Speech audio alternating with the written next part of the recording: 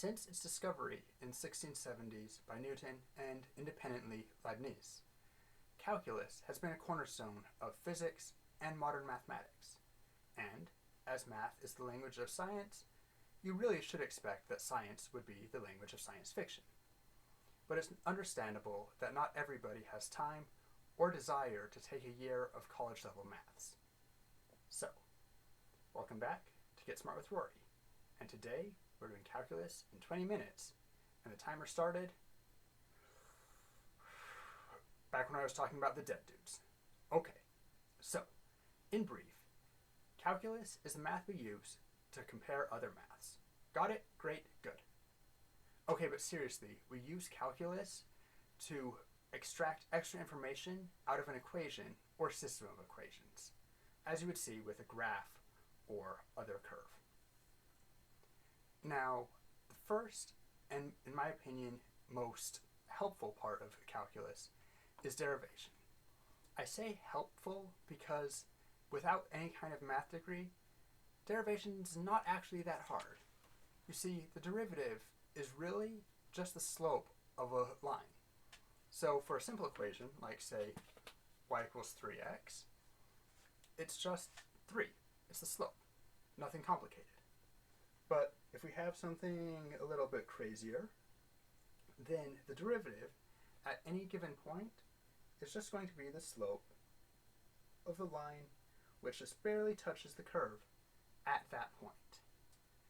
By the way, for what it's worth, this line here is called the tangent line.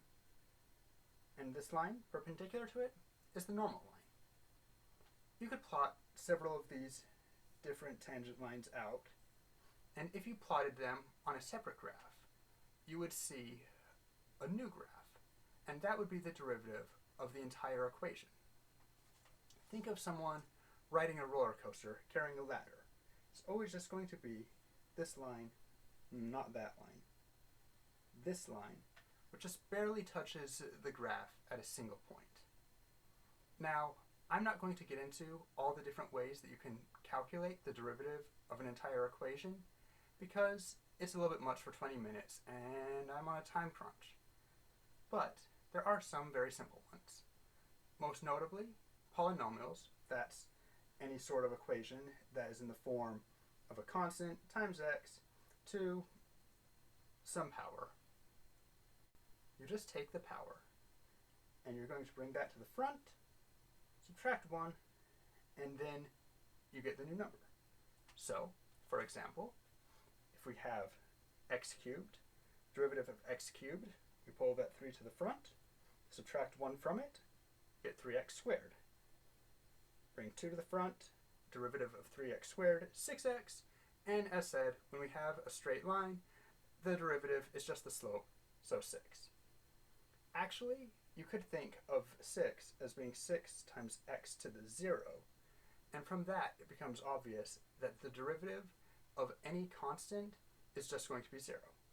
It also makes sense because it's a flat line, and the slope of a flat line is, by definition, 0.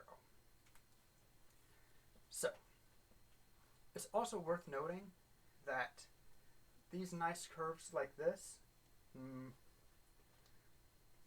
nice curve, is a continuous, smooth function. That means that you can take the derivative at any point, no issue.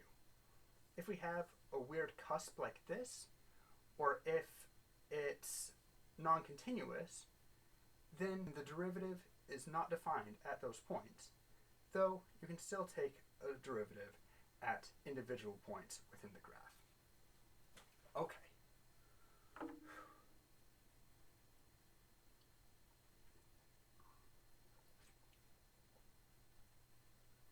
Okay, so moving on. The other part of calculus is integration. Now, integration is also sometimes referred to as the antiderivative or primitive. And it really is just that. It's the opposite of derivative. So, while derivative is taking the slope at any point in the graph, the integral is going to take the area underneath that curve. Now, you can estimate this by imagining a series of boxes that touch the curve at one or several points, And for each box, you're going to have a little bit of error. But as the boxes get smaller, that error is going to be less. Until, in the limit, you have infinite number of infinitely small boxes.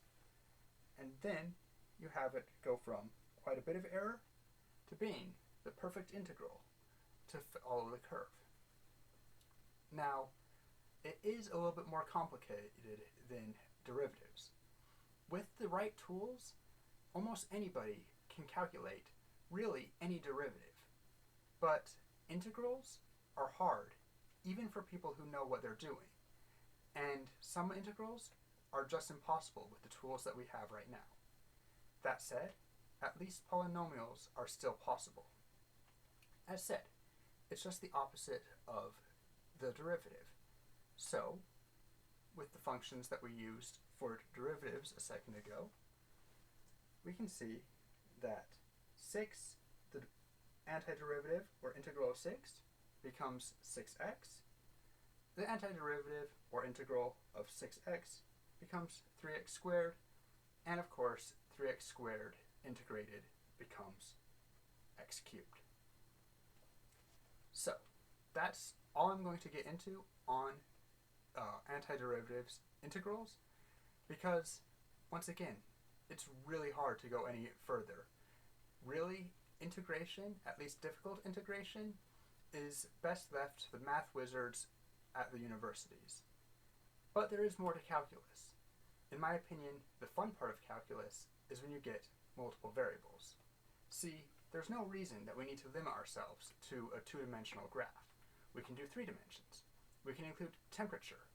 We can have some magical function g, which has variables x, y, z, thinking emoji, chicken noodle soup.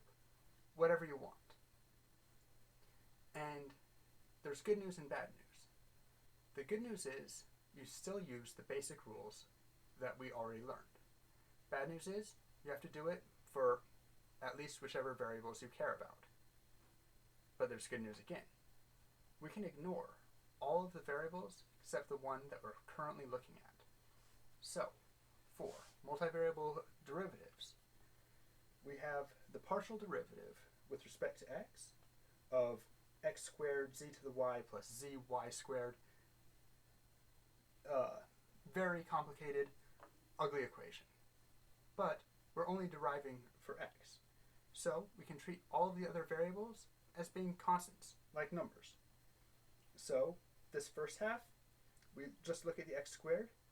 That's going to be 2x. And then the rest follows through, z to the y. And the second part doesn't even have an x component. So we can ignore it because the derivative of a constant is 0. So, and that's the entire equation. So, multivariable integration is also going to be harder, as regular integration is harder, but you use the same principle that you look at each variable individually, and then you'll just work your way from the inside to the out of the equation, integrating across each variable. Just a final couple of notes on the subject of calculus. It's worth mentioning a different set of coordinates called polar coordinates. Now, regular Cartesian coordinates are what we're used to: height, width, depth, x, y, z. But there's no real reason that we need to think of points in that system. On polar coordinates, instead, we take every point as a distance from the origin, we call that r, radius, and then an angle or series of angles to say which direction that arrow is pointing. And then you do that for every point. In 2 dimensions, you have circular polar coordinates. In 3, you have spherical or cylindrical coordinates. Cylindrical using just a single angle, but then including a height, as you would for a cylinder. Also of note are these things called expansion series, specifically Taylor and Maclaurin series, which are used to simplify a more complicated equation into something that we can actually work with. For example, the Newtonian equation for kinematic energy can equally be derived using Einstein's equations for relativistic kinematic energy, taking the first two terms of the Taylor expansion. Really, if you're into it, you should look into it. But as with complex integration, and honestly with polar coordinates, unless you're talking with somebody who is using those terms and cares that you know what they're talking about, put it into the wizard pouch. Fancy tools for fancy people, but not something that I personally worry about in my regular mathematical journey. And there we have it. Calculus in, give or take, 20 minutes. It's a broad subject. I glossed over a lot of things, and I probably even got some things wrong or omitted them completely. If there's something that you think I should have covered, tell me down below. And if you enjoyed the video, as always, like, subscribe, and click that notification bell so you never miss out. Until next time, see ya.